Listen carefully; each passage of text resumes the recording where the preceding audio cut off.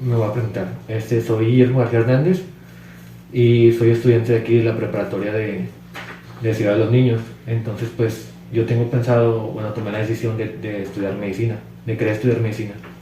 Entonces estoy en un proceso de ahorita de estar estudiando y estudiando porque sabe bien que el examen de medicina es muy complicado y hay muchos aspirantes que quieren pues, ser médicos también. Entonces, esa sería la primera pregunta. ¿Cuál fue su motivación para estudiar medicina y cómo decidió especializarse en su área? Muy bien, pues mucho gusto, Guillermo. Yo soy la doctora Gabriela Méndez Portillo, soy médico cirujano y partero y después hice la especialidad en cirugía general. Okay. Y ahorita estoy trabajando aquí en la unidad médica de Ciudad de los Niños. Pues qué bonito, primero que nada felicitarte por tomar esa decisión, porque la decisión no es fácil. A mí no me fue fácil tomar la decisión de estudiar medicina. Yo tenía la inquietud, o sea, la vocación o el llamado desde que era niña, porque siempre mi tendencia era tratar de ayudar a las personas cuando se lesionaban, a los animales incluso, o sea, que ves que alguien se cayó o sangra o tiene alguna situación y mi primer impulso era ir a tratar de ayudarlos, de apoyarlos. Entonces, cuando yo creo que lo que más me marcó pues fue que mi hermano tuvo un accidente en el cual pues perdió mucha sangre, me tocó verlo y yo tenía pues escasos 6 años, 5 o 6 años. Entonces escuchaba cómo lloraba cuando lo estaban atendiendo y cómo estaba muy, muy traumado mi hermano de lo que le estaban haciendo y yo pensaba que pues me gustaría quitarle ese dolor y ayudarlo. Yo no sabía si se iba a salvar o no se iba a salvar, finalmente sí, pero crecí con la idea de a mí me gustaría ayudar a las personas y que no necesariamente estén así de asustados cuando lo esté haciendo, o sea, que no haya necesidad de que griten y de que estén sujetándolos. Yo decía que había otra manera a lo mejor de hacer las cosas que no fuera tan traumática y igual ayudarles. Entonces ahí a mí me marcó eso, el querer ayudar, pero también de una manera en la que no fuera tan impactante o tan impresionante para un niño y para sus familiares. Pensaba que se podría hacer diferente. Pero ya cuando se estaba acercando el momento de tomar la decisión, pues finalmente te das cuenta que es una carrera más larga de lo habitual, que la mayoría de las carreras duran un poquito menos, sí, que es una carrera donde todo el mundo te platica que es muy demandante en cuanto a horas de estudio, que es una carrera en la que te exigen mucho, que en mi época, no sé, ahorita ya el programa cambió, pero en mi época empezabas a hacer guardias desde el 4º año de la carrera. Entonces pues ya hacer guardias donde te quedas a dormir en el hospital en la noche, que bueno, no duermes, realmente pasas la noche pero te la pasas trabajando. Exactamente. Entonces sí se me hacía que era un ritmo muy diferente a otro tipo de carreras y es cuando me empezaba realmente a cuestionar, bueno, ¿será realmente esto lo que quiero? Ahora el tiempo de estudio pues iban a ser más años, y aparte de que terminan los 6 años, luego todavía síguele con un año de servicio, ¿verdad? Y ahí eres un médico nada más general, todavía no tienes especialidad. Luego hay que ir a competir por un lugar nacional para poder hacer la especialidad. No cualquiera le otorgan el lugar. Okay. Y hay muchas personas que aplican varios años por una especialidad y no quedan. Y tienes una fecha límite en edad. O sea, no de que entres a especialidad a cualquier edad, no. O sea, tienes una fecha límite. ¿Cuál es esa fecha? Pues ha ido cambiando con los años, cada vez la van reduciendo. Entonces, ahí es donde dices, bueno, realmente sí me gusta, tengo el llamado, pero podré con la cuestión de la carga, tanto académica como física, porque también físicamente pues es muy extenuante. Entonces, pues ya gracias a Dios en mi caso pues sí ganó la vocación y decidí entrar a la carrera. Okay. Muy bien. La segunda pregunta es, ¿cómo es un día típico en su vida como médico? Bueno, mira, es que como yo te decía, ya cuando tú haces esa especialidad que es quirúrgica, o sea que es operar, pues vas a tener una gama muy amplia de posibilidades. ¿Por qué estudié cirugía y no otra especialidad? Se me hace que eso me faltó contestarte de la pregunta 1, porque, o sea, esa especialidad en sí, porque dentro de la medicina Cuando tú haces algún procedimiento, o sea que por ejemplo está el paciente y de repente, no sé, tiene una situación como una apendicitis, pues el médico general no se la puede resolver, tienes que hablarle a un cirujano, ¿sí? Y lo tienes que referir. Ahora, cuando un, por ejemplo, médico neumólogo, el especialista del pulmón, va a hacer una punción para sacarle un líquido en el pulmón a un paciente y lo llega a perforar, le tiene que hablar al cirujano para que lo repare. ¿Sí? Cuando el gastro está haciendo una endoscopía y revienta el intestino, le tiene que hablar al cirujano. Entonces yo sentía, es que el cirujano es el que lo viene a resolver todo. Si hace cirugía, pues dices, pues no va a haber nada que yo pueda hacer como médico general o médico de otra área que me vaya a mí a asustar, que yo no pueda resolver en un momento dado. Entonces yo lo hice como, es que sabiendo cirugía te puedo resolver cualquier otra cosa.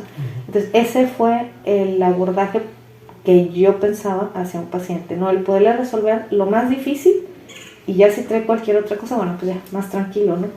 Entonces se parece un poco a lo que te iba a decir del día, porque pues tú como cirujano ya puedes escoger qué tan pesado y complicado hago mi día o qué tan ligera hago mi rutina, porque me puedo dedicar a una consulta nada más, o sea, consulta general.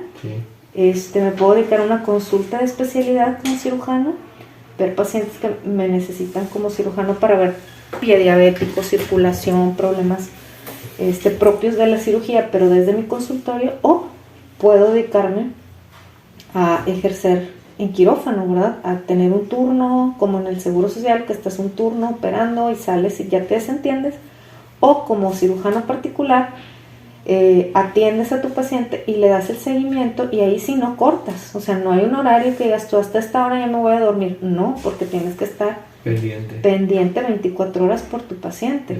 O sea, aunque lo hayas operado, ya lo dejaste en el hospital, te hablan 2 de la mañana, doctora, su paciente vomitó, o su paciente trae dolor, o su paciente sangró. Entonces, realmente tú decides cómo quieres llevar tu día. O sea, si quieres llevarlo desde la manera, me voy a dar tiempo para mí, para mi familia, para mis cosas, o me voy con todo y no soy dueño de mi tiempo porque le pertenece a mis pacientes. Entonces tienes toda esa posibilidad, pero siendo cirujano, si quieres estar al 100 en la cirugía, es muy demandante en el sentido que no vas a tener tanta facilidad para tener tus horarios, para poder establecer tus horarios de a tal hora ceno, a tal hora veo a mis hijos, a tal hora, no, eso no va a aplicar como cirujano, porque si quieres ejercer la cirugía realmente, apenas te vas a sentar a comer, te van a hablar, oiga, hay un paciente con dolor abdominal, o llegó el paciente sangrando, y te vas a tener que parar e ir, a menos que trabajes en el seguro en un turno, y ahí sí, entras a tal hora, sales a tal hora y ya,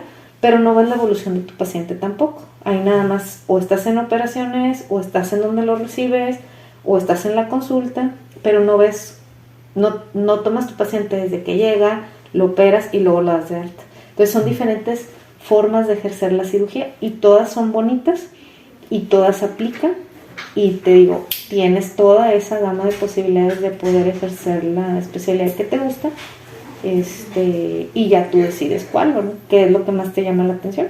Okay. También puedes estar al cargo de un servicio de urgencias, como cirujano estar en urgencias, haciendo guardias, atendiendo lo que llega, lo estabilizas y se lo mandas al especialista que lo tenga que ver, que el gastro, que el neuro, que el cardio, pero el puesto que está ahí recibiendo es un cirujano. Okay. Sí, eso es muy interesante lo que usted me dice, y bueno, yo en lo personal, pues yo estaba buscando un cirujano general porque, o sea, yo quiero estudiar medicina, pero todavía no encuentro ese pensamiento en saber en qué cosa me voy a especializar. Porque, o sea, yo me quiero especializar en algo de cirugía, pero no sé en qué. Entonces no sé si en neurocirugía, todo eso de médico cirujano general o esas cosas. Entonces, ya viendo un poco más de lo que usted me platica, pues yo creo que sí me voy a ir más enfocando a la cirugía general. Porque sí tenía un pensamiento desde el principio de cirugía general, pero dije, no, a lo mejor ya estando en la universidad esa, pues ya me va a cambiar el pensamiento. Y de hecho te va a cambiar porque empiezas a ver a los pacientes, empiezas a ver las diferentes especialidades, porque tú cuando estudias tienes que recorrerlas todas. Como estudiante vas a ver medicina interna, vas a ver cirugía plástica, traumatología, dermatología, oftalmología, otorrino, ginecología. Vas a tener que ver todas, estudiarlas todas, ¿sí? Y al final puedes tomar la decisión o no de hacer una especialidad. Hay quien dice, ¿sabes qué? Me encantó saber de todo, me quiero quedar como un médico familiar y hago la especialidad de medicina familiar porque me gustó todo y me gusta atender desde mujeres embarazadas hasta niños, hasta adulto mayor, entonces no te limitas y ves todo. Y hay quien cuando va haciendo sus prácticas se da cuenta que le gusta mucho trabajar, por ejemplo, con niños y se va por la pediatría. Y hay quien no, ¿sabes qué? A mí me gusta más trabajar la piel porque yo no quiero tener urgencias, porque quiero tener la consulta tranquila. Entonces, la forma en la que tú vas a ir viendo cómo se practica la medicina en las diferentes áreas de especialidad es lo que a ti te va a enamorar o no de la especialidad. Porque una cosa es decir, quiero hacer cirugía, y otro es vivir en carne propia, hacer la especialidad de cirugía. Muchos compañeros míos entraron y renunciaron el primer año. No nada más se necesita fortaleza física, es también mucha mental. Mucha fortaleza mental, mucha fortaleza física y un estómago de acero para ver la sangre, para ver lo que te va a llegar. O sea, pacientes con todas las vísceras afuera. Literal, yo recibí hombres con la barda incrustada en el tórax y que habían seccionado la barda de fierro para traer al paciente con ese pedazo de barda porque no lo querían, no sabían cómo manejarlo.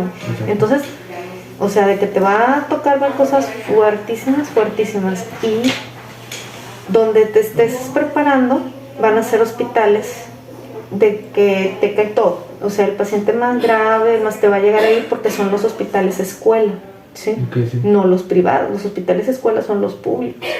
Entonces, ¿qué te va a llegar ahí? El paciente más grave, el que recogieron de la avenida recién balaceado, el que recogieron de la avenida recién atropellado por un tráiler, y te va a llegar aquel paciente en unas condiciones, y muchos de tus pacientes se te van a ir en la cama de operaciones, y no debido a que no hayas hecho lo mejor que tú puedes hacer, sino es que no somos Dios. El paciente llega en unas condiciones que a veces no está en su plan sobrevivir a aquello, y tú vas a ser quien salga y le diga a los familiares lo que pasó. Esa es una pregunta que tenía ahorita más adelante, que ahorita le voy a decir, porque eso sí me interesa mucho bastante sobre cómo es que el doctor tiene una mentalidad tan fuerte para decirle una mala noticia a un familiar. Bueno, pero lo que vamos a ese ritmo es todos los días por 4 años, sí. Y las guardias, bueno, a mí me tocó hacerlas 36 por 12. Trabajabas 36 horas y descansabas 12. Trabajas 36, descansas 12. Por 4 años, es un ritmo muy pesado. Tuve compañeros varones que no aguantaron, porque no se trata tanto de la fuerza física que tú tengas o no tengas. Es mucho realmente qué tanto es para ti o no aquello. Porque tampoco se trata de obligarte a hacer algo que finalmente a veces te das cuenta, ¿sabes qué? No me gusta. O sea, ya estando aquí, ya sobre la marcha, me di cuenta que no es lo mío. Y como dicen, es de sabios cambiar de opinión. Y tuve un compañero de generación que, por ejemplo, saliendo de una guardia, se estrelló en Constitución dormido. O sea, iba dormitando, se estrelló y ¿sabes qué? Justo lo regresan al hospital donde estaba haciendo sus guardias, pero ahora como paciente. Estuvo internado en la 21 3 meses en terapia intensiva. Sobrevive al accidente y dice, ¿sabes qué? Yo ya no regreso a cirugía. Yo no quiero ese ritmo de vida, yo no quiero salir dormido de mi casa, yo quiero otro tipo de vida. Y al siguiente año vuelve a aplicar el examen nacional para residencias y se convierte en oftalmólogo. Y ahora sí, tiene más tranquilas sus guardias, todo bien. Ahora tuve otros compañeros que no se salieron por la cuestión física, se salieron por la cuestión emocional, porque era mucho desgaste emocional para ellos estar viendo morir a los pacientes, estar viéndolos llegar en condiciones muy graves, estar dando malas noticias, porque vas a dar muchas buenas noticias, pero también muchas pero las que te pesan son las malas. Exactamente, sí. Entonces son las que te van desgastando, las que te van a veces bajando el ánimo, ¿no? De ver, ¿y cuántos operas a diario? pues entre 10 y 12 agentes o más. Son los que vas a operar diario cuando haces especialidad. O sea, es uno tras otro, es uno tras otro. Y son historias, finalmente son personas, no son cosas. Entonces, existe el médico que se deshumaniza para poder lidiar con tanto dolor. Por ejemplo, los que estudian especialidades como oncología, donde todos están, pues, por así decirlo, muy mal. Oncología es para ver cáncer, gente con cáncer. Sí. Son especialidades de lo más pesadas en cuanto a pronóstico, porque pues a lo mejor se te va a salvar el 10%, pero el 90% se te van a ir, ¿sí? Entonces he visto que una manera con la que compañeros lidian o manejan eso es que se desensibilizan, o sea, tratan de no empatizar con el paciente y los empiezan a deshumanizar en su mente para no sentir, ¿verdad?, el dolor de estar perdiendo pacientes, lo cual yo en lo particular no estoy de acuerdo. Yo prefiero ejercer una especialidad que pueda sobrellevar, pero que no me haga deshumanizar a la persona que tengo enfrente. Y ya, bueno, aquí varias preguntas que ya me las respondió. Otra pregunta que hice es: ¿cómo ves la evolución de la medicina en los próximos años? Pues aunque se dice mucho que cada vez estamos siendo asistidos más por la inteligencia artificial, ¿verdad? En cuanto también a la cirugía, porque hay cirugía robótica. Sí, he visto mucho que... Incluso a larga distancia, sí. Claro. Y es una situación que puede verse muy buena porque por un lado le das acceso a procedimientos a pacientes que están en lugares muy remotos y que normalmente no tendrían acceso a un buen cirujano. Este tipo de cirugía robótica lo permite, o por ejemplo pacientes con enfermedades muy graves, como por ejemplo a mí en la residencia me tocó operar pacientes con VIH, ya confirmados que son VIH. Okay. Para el cirujano es un riesgo entrar así, pero tú no puedes negarle el servicio a nadie. Entonces una gota que te caiga en el ojo, una cortadita, te contagias y pues el VIH hoy por hoy no tiene tratamiento, ¿verdad? No. Entonces, bueno, se prolonga pero no se cura. Se prolonga la vida pero no se cura finalmente. Pues, entonces son riesgos que, bueno, el cirujano siempre va a estar expuesto, ¿verdad? Porque aunque tú operes un paciente que aparentemente no sea VIH, cualquiera puede ser, porque el VIH se manifiesta a veces hasta 7 años después de que ya tienen la enfermedad y aún no se detecta en los estudios de sangre. Entonces, muchos de los pacientes que uno opera son positivos, pero en ese momento que los operas tú no sabes. Entonces, por eso es que las precauciones universales al momento de atenderlos deben de aplicar para todas las personas. El cuidado de usar guantes, de no tocar la sangre directo, etc. Y el riesgo de que se te rompa el guante o cualquier cosa en la cirugía siempre existe. Entonces, es un riesgo que tú también lo debes de considerar si vas al área quirúrgica. Entonces, para mí, los adelantos o los avances pueden ser que, por un lado, está muy bien que se esté usando esa cirugía robótica porque le quita el riesgo al cirujano de exponerse en un paciente con una enfermedad mortal contagiosa. También les ayuda a personas que se encuentran en lugares muy remotos para poder recibir una buena atención especializada. Pero nunca un robot va a suplir el criterio del humano al tomar las decisiones, ¿sí? Eso es un hecho. Porque cuando uno toma una decisión terapéutica con un paciente, es decir, ¿cómo lo voy a abordar? No solamente te basas en data, en cosas frías, te basas también mucho en personalidad del paciente, contexto y muchas otras cosas para poder saber si algo va a ser efectivo para él o tomas mejor otra decisión. Entonces creo que aunque por un lado esté avanzando mucho la inteligencia artificial, nunca va a poder suplir al criterio del ser humano. Entonces sí, por un lado está padre porque nos ayuda mucho como una herramienta, pero siempre y cuando sea utilizada por una mente elevada en conciencia, una mente humana. Sí. Aquí dice: ¿cuáles son las principales habilidades y características que considera importantes para ser un buen médico? ¿Un buen médico en general? Sí. Pues yo creo que debe de ser muy observador, muy desarrollada la observación, porque muchos de los diagnósticos lo haces viendo al paciente. A veces no te tiene que hablar el paciente, tienes que verlo. O sea, desde que viene caminando a tu consultorio, ver si viene cojeando con alguna piernita por ahí, ver si camina derecho o está encorvado, verle el color de la piel, que ya te dice mucho, el color de lo blanco del ojo, si lo trae amarillito. O sea, el ver al paciente, ser observador, ¿sí? El cómo expresa el paciente las cosas también, porque a veces puedes detectar hasta cuestiones psiquiátricas de cómo se expresa. Cómo se ¿sí? comporta. Entonces, yo creo que una de las cualidades es que debe ser muy observador, debe de ser muy buena escucha, o sea, saber escuchar. Y para saber escuchar, pues hay que darle tiempo al paciente que hable. Y a veces en algún tipo de situaciones médicas donde les tienen que solamente 10 minutos en la consulta, pues está complicado poder oír al paciente en 10 minutos. Pero creo que gran parte de la capacidad del médico que debe tener es saber escuchar qué te dice el paciente. Y no quedarte con lo que tú crees que el paciente tiene, sino que realmente te des el tiempo de escuchar lo que tiene el paciente. Porque muchos de los pacientes tienen un problema físico, pero lo que les duele es el espíritu, el alma, es su esencia como seres humanos, y el cuerpo solamente lo está manifestando. ¿Sí? Entonces, verlos, escucharlos. Por otro lado, tiene que ser uno muy metódico.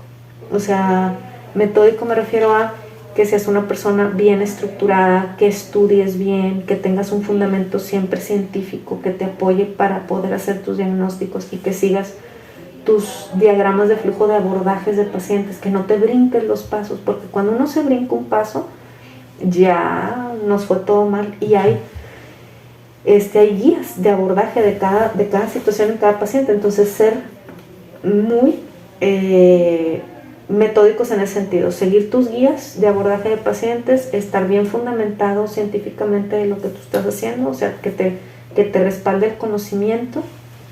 Y otra sería ser muy empático, o sea, siempre ser empático con tu paciente, porque la mayoría de las veces el éxito de un tratamiento depende de que el paciente confíe en ti, que crea que lo vas a ayudar. Está bien confirmado que la mente es muy poderosa. Sí. Y si la persona cree que tú le vas a ayudar, le puedes ayudar. Pero si la persona cree firmemente que no le vas a ayudar, por más que te esfuerces, no va a haber éxito ahí. Entonces, es también mucho ganarte la confianza del paciente, y para eso se necesita ser empático, ponernos en los zapatos del otro. ¿Cómo me gustaría que me hablaran en este momento? ¿Cómo me gustaría que me dijeran las cosas? Ahorita me preguntaste que cuando tienes un paciente que fallece en quirófano y tienes que salir a hablar con el familiar, ¿qué es lo que uno hace como médico? Yo te voy a decir lo que yo hago, no sé qué hacen mis compañeros porque cada uno debe usar estrategias distintas, pero yo te puedo decir que siempre apliqué el método de la empatía. Ponerme en el lugar de esa mujer que había perdido a su hijo y que no sabía, y que yo ya sabía que lo había perdido, porque yo ya sé, dentro del quirófano, me preparo y digo, bueno, si yo fuera esa mujer, ¿qué me gustaría escuchar? Obviamente no querría escuchar esa noticia, pero ¿de qué manera me gustaría que me la dijeran para que me impactara lo menos posible?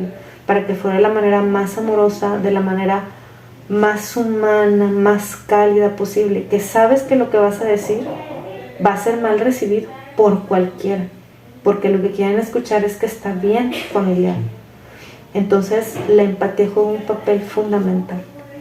Y siempre sentirnos que somos instrumentos finalmente de un plan más grande que nosotros, ¿verdad? Okay. Que lo que pasó, pues no dependió tampoco de nosotros, porque nosotros dimos lo mejor, lo más que podíamos hacer ahí.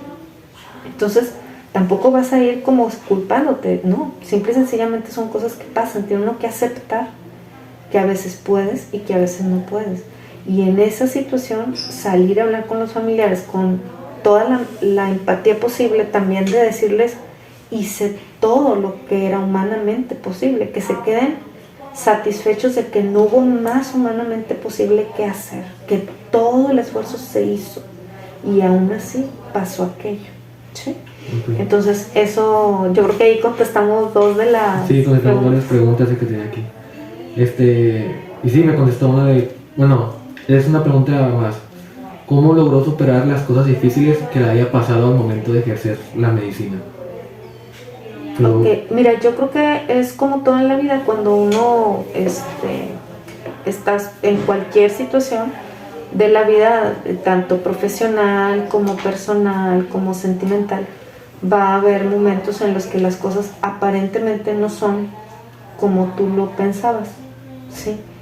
Lo importante siempre es fluir sabiendo que nosotros no podemos cambiar lo que pasa afuera. Lo único que podemos cambiar es cómo vemos las cosas que pasan, nuestra actitud para ver las cosas. ¿Sí? Entonces, va a pasar siempre, no nada más en la cuestión profesional, pero aquí estamos hablando de profesional, situaciones que, como te digo, se salen de tu control. Y ese es un hecho, porque no hay nada que nosotros podamos controlar más que la manera como reaccionamos y cómo decidimos sentirnos con las cosas que nos ocurren. Entonces, a mí me gusta verlo como que hay un plan superior que lo controla todo, que nada pasa al azar, ¿sí? Sí. No me gusta sentir que vamos al azar y que pasan casualidades y cosas, pero que no, yo siempre pienso que somos parte de un gran plan, toda la humanidad, y como parte de ese plan, las cosas que ocurren no son accidentales, no son casualidades, forman parte de un para qué, y que a veces en ese momento nosotros no le vemos el para qué. Solamente sentimos, yo no quería que pasara esto y está pasando esto, ¿por qué, verdad? ¿Por qué se me hace tan difícil esto? ¿Por qué se muere el paciente? ¿Por qué? Entonces, no hay que ver el por qué, hay que ver el para qué. ¿Qué me está enseñando esto a mí? ¿Qué parte de mí tengo que cambiar de lente con el que lo estoy viendo para entender que no es un problema? O sea, los problemas realmente no existen. Existen diferentes maneras de ver las cosas y de entender cómo fluir con la vida. Eso es fluir con la vida, con el plan que Dios tiene para todos. Aceptar lo que viene y ver lo mejor de aquello, aunque en este momento tú sientas que es algo muy malo, siempre saber que tiene un propósito mayor. Y el tiempo es el que te va a dar las respuestas y vas a ver el para qué pasó aquello y que fue perfecto, aunque en ese momento uno no lo entiende. Entonces, pues eso es lo que yo podría decirte. Okay. Otra pregunta que hice es, ¿cuál fue la mejor experiencia que tuvo, ya sea estudiando la medicina o cuando empezó a trabajar de ello?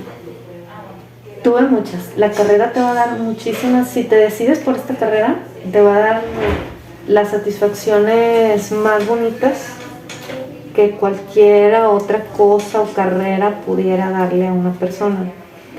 Porque el hecho de que la gente te abrace y te diga, muchas gracias, doctor, o sea, usted salvó a mi hijo, usted me salvó, que tú siempre debes de guardar en tu mente, saber que tú eres un instrumento, porque tú no tienes el poder de salvar o no a alguien, ¿verdad? Tú solamente eres el instrumento, si no nos empieza el complejo de Dios. Sí. Pero que agradezcan el instrumento que tú fuiste, yo creo que es algo invaluable. Tuve muchísimos, o sea, de casos de esos tuve muchos, pero te voy a contar uno, por ejemplo, particular, en la que unos hermanos ya adultos, en una riña, estando en estado de ebriedad, se les fueron las cosas de las manos y uno quiso como que amagar al hermano y en vez de amagarlo le encajó un cuchillo de carne asada en el corazón.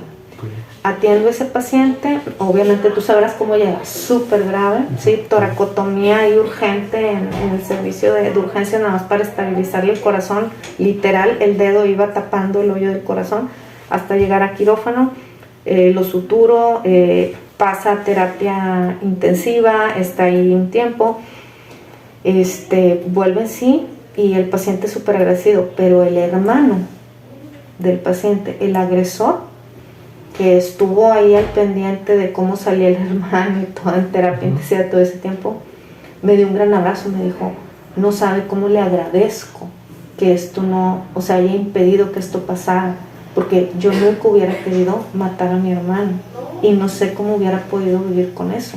Y lo más probable, dice, es que me hubiera suicidado porque yo ya lo tenía pensado, que si él no vivía, me iba a quitar la vida, porque cómo volvería a ver a mi madre después de esto.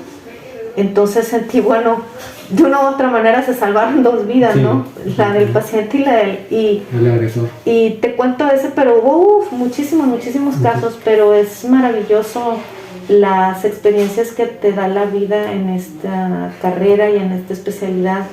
Te quedas viendo cómo la fragilidad del hombre, ¿no? En un momento está bien y en un instante todo puede cambiar y estamos así en un hilito, la vida pende de un hilito. Y ahí es donde te das cuenta que sí existe un propósito mayor, porque hay personas que entran con cuestiones gravísimas que tú no apuestas a que vayan a salir adelante y salen. Y hay personas que con cosas mínimas se quedan. Es donde dices, definitivamente hay un plan más grande que nosotros. Quedan por último 2 preguntas. La penúltima es, ¿cuál es el salario que puede llevar un médico como usted? Promedio, no me tiene que decir exacto, promedio. Pues mira, depende, por ejemplo, como te decía, si estás en una institución o estás privado, porque si tú estás en una institución, pues en promedio vas a ganar de unos 45,000 pesos mensuales, y si estás por fuera puedes ganar hasta 120,000 pesos mensuales. Okay. Es más o menos. ¿Y como cuánto tiempo de experiencia necesitarías tener para llegar a ganar ese salario? ¿O inmediatamente lo ganarías ya Si te metes a una institución inmediatamente saliendo, pues ganarías los de 45 a 55. Ok. Esa era una duda que tenían, porque muchos me decían de que no, que necesitas tener demasiada experiencia para poder llegar a ganar un salario digno. Pero si entras, pero obviamente vas a salir, y si entras a una institución, es como te dije, vas a estar ahí de un turno, pero no van a ser tus pacientes propios, vas a trabajar en la institución. Sí. Y cuando entras a una institución, pues estás de eventual, no tienes plaza, entonces te dejan dobleteando. A veces te toca salir, pero dicen, pues no llegó tu turno, te quedas, y pues como estás de eventual tienes que cubrir, ¿verdad? A veces es complicado, pero vaya, te pagan, todo lo que te quedes además te lo van a pagar, eso sí. Y por última pregunta es, ¿qué consejo me daría para estudiar medicina y logre salir de esa carrera o ser exitoso en esa carrera? Que sea lo que te gusta, que realmente sea lo que te gusta, que no te engañes a ti mismo. Si ves que no, aunque entres, o sea, aunque hayas entrado y pasado el examen y estés ahí, si no es lo tuyo, hay que ser honesto consigo mismo, porque el éxito para ti es donde te puedas realizar plenamente. O sea, va a ser para ti donde tú te sientas que estás como un pez en el agua, que es lo tuyo, que lo disfrutas, que podrías hacerlo incluso aunque no te pagaran todos los días, porque amas lo que haces. Entonces el éxito está en amar lo que uno hace, y que encima te paguen por hacerlo, que genial, ¿verdad? Sí. Pero no hay que fantasear ni tampoco equivocarnos por el hecho de que vayas tras el dinero, porque ese es el peor fracaso que puede tener una persona, el ir buscando el éxito económico y no la satisfacción personal, porque cualquier trabajo se te va a hacer complicado. Si solamente es por la remuneración económica, se te va a hacer difícil, se te va a hacer monótono, te va a frustrar, y finalmente vas a llegar a la crisis existencial. Una parte tuya en la que dices, ¿por qué hice esto? ¿Quién me metió aquí? ¿Qué diablos me pasó? Entonces yo creo que lo principal es que hagas lo que amas. Okay. Bueno, pues muchas gracias por contestar las preguntas, y me aclaró muchas dudas acerca de estudiar medicina, pero pues no ha cambiado mi opinión de no querer estudiarla. O sea, estoy ahorita en ese punto de que la quiero estudiar, y creo que es algo que realmente me va a gustar, y ahorita me interesa muchísimo. Qué bueno, así debes de entrar, porque si entras con dudas, pues imagínate, tienes que entrar bien decidido y bien firme, sí. Aunque luego ya en la práctica te toquen cosas que a lo mejor ya no te gustan, bueno, pues es de sabios, como te decía, cambiar de opinión. Si aún vayas a mitad de la carrera, yo tuve compañeros que se salían cuando empezábamos a ver cirugía plástica, que era el 5º año de la carrera, y dices, pero si ya llevas 5, te falta 1, pero no soportaron cirugía plástica. Cirugía plástica tienes que hacerles curaciones a los quemados y verlos cómo lloran y cómo sufren, y tienes que estar pegado cuando los van a injertar, haciéndole curaciones cada 2 horas con agua, y el paciente llorando y rogándoles que ya no les provoques más dolor. O sea, es pesado, es complicado. Y aunque parezca increíble, yo tuve compañeros que renunciaron en el 5º año porque no soportaron cirugía plástica. Entonces pues así es, ¿verdad? Cada historia es diferente, Sí. pero cuando es para ti, pues va a fluir, y cuando no es para ti también hay que saber reconocer que eso pues no era para ti, y que pues tu camino está en otro lugar, y ahí es donde vas a ser feliz, y ahí vas a tener mucho éxito. No Ok. nada más existe un camino, existen muchos caminos. Ok. Bueno, pues muchas gracias.